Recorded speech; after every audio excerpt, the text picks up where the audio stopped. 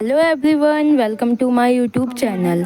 आज मैं जा रही हूँ अपनी फैमिली के साथ 51 शक्तिपीठों में से एक शक्तिपीठ के दर्शन करने के लिए। सुबह के 4 बजे उठकर जल्दी जल्दी ब्रश करती हूँ। सुबह जल्दी उठकर एक अलग ही सुकून मिलता है। फिर वो बात अलग है कि दिन में कुंभकर्ण के जैसे नींद आती है। वैसे आज मैं जा रही हूँ शक्तिपीठ के दर्शन के लिए। मैं नहाकर आ जाती हूँ। रेडी होने के बाद मैं अपनी फैमिली के साथ निकल जाती हूँ एक साधन से दूसरे साधन की ओर। इसका नाम है लोह पथगामिनी। जी हाँ, लोह पथगामिनी अर्थात ट्रेन। हम अपनी यात्रा ट्रेन में बैठकर पूरी करेंगे। जब आप सभी किसी ट्रिप में घूमने जाते हैं या कहीं भी जाते हैं तो आपके ग्रुप में एक ऐसा मेंबर होता है जो आपका पूरे रास्ते में एंटरटेनमेंट करता है। वैसे हमारा स्पेशल मेंबर बहुत ही क्यूट है, बहुत ही शरारती भी है। अभी हमारा क्यूट सा मेंबर किसी सोच में डूबा हुआ है। फिर हम पहुंच जाते हैं स्टेशन। सभी इस बात से बहुत खुश होते हैं कि हमें सीट मिल गई है, वो भी एक साथ। हम अपना सफ़र एक साथ तय करेंगे। जनरल कोच में सीट खाली मिलना बड़ी बात होती है। मेरी दीदी इंडियन रेलवे से अनुरोध करती है कि ट्रेन के वॉशरूम में लोगों को पच्चे पच्चे थूकने के लिए मना किया जाए।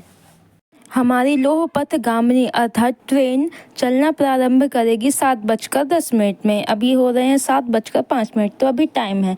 फिर आ जाता है हमारा मनोरंजन करता। हमारा ये प्यारा सा मनोरंजन करता अपनी बुआ की समस्या का समाधान करने हेतु इंडियन रेलवे को कॉल करता है और उनसे अनुरोध करता है, कृपा कर मेरी बुआ की समस्याओं का समाधान करें। फिर हमारी लोह पथगामिनी अपना पहला गेयर लगाते हुए चलान प्रारंभ करती है। आज की मेरी यात्रा प्रारंभ होती है जबलपुर से मैहर की ओर। यादव, ए संगठा, गजोधर, बिरजू, ये अपना ट्रेन छूटा के बाजू वाला। चलिए, तो मैं आपको अपनी यात्रा के दौरान मैहर के इतिहास के बारे में बताती हूँ। जैसा कि मैंने आप सभी को बताया कि मैं जबलपुर से मैहर की ओर जा रही हूँ। जी हाँ, मैहर। मैहर माता सती के 51 शक्तिपीठों में से एक शक्तिपीठ माना जाता है। जब माता सती के पिता ने महादेव जी का अपमान किया तो माता सती इस अपमान को बर्दाश्त नहीं कर सकी, जिस कारण उन्होंने अग्निकुंड में प्रवेश कर लिया। जहाँ जहाँ माता सती के अंग आभूषण गिरे उस स्थान को शक्तिपीठ के नाम से जाना जाता है।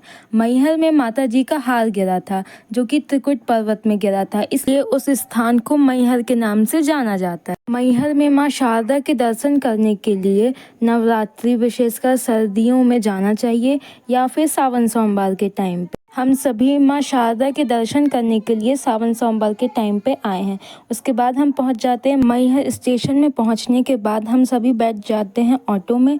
ऑटो में बैठने के बाद रास्ते में बहुत ही ज़्यादा ट्रैफिक होता है।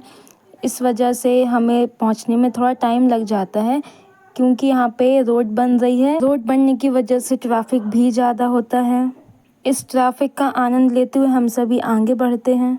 इसी पर्वत में माँ शारदा का मंदिर स्थापित किया गया और यहाँ तक पहुँचने के लिए कुल 1063 सीढ़ियाँ चढ़नी पड़ती हैं। फिर हम सभी मंदिर के नीचे स्थित दुकान से माता जी के लिए प्रसाद बनवाते हैं। आला और उदल नामक 2 भाइयों की कहानी भी इस मंदिर से जुड़ी हुई है, जिन्हें अमर माना जाता है और यह भी माना जाता है वे आज भी पुजारी और भक्तों के आने से पहले मंदिर में माँ शारदा की पूजा करते हैं।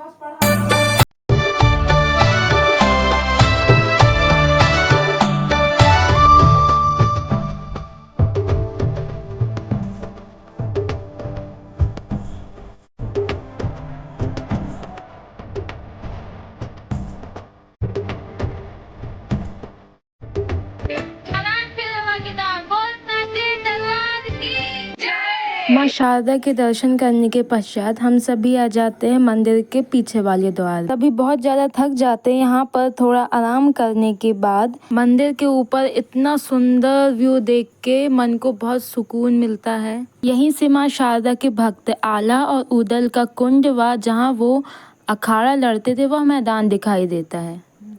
यहाँ का व्यू देखकर भक्तों को एक अलग ही सुकून और शांति की प्राप्ति होती है।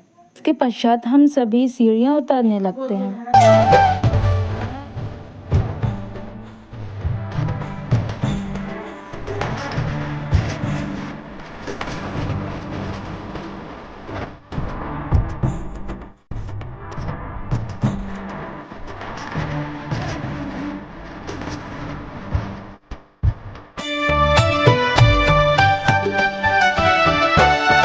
मैहर से हम लोग आ जाते हैं जबलपुर स्टेशन में। मैहर के स्टेशन में बहुत ही ज़्यादा भीड़ थी, इसलिए वहाँ पे ब्लॉग बनाना पॉसिबल, सभी बहुत ज़्यादा थक जाते हैं।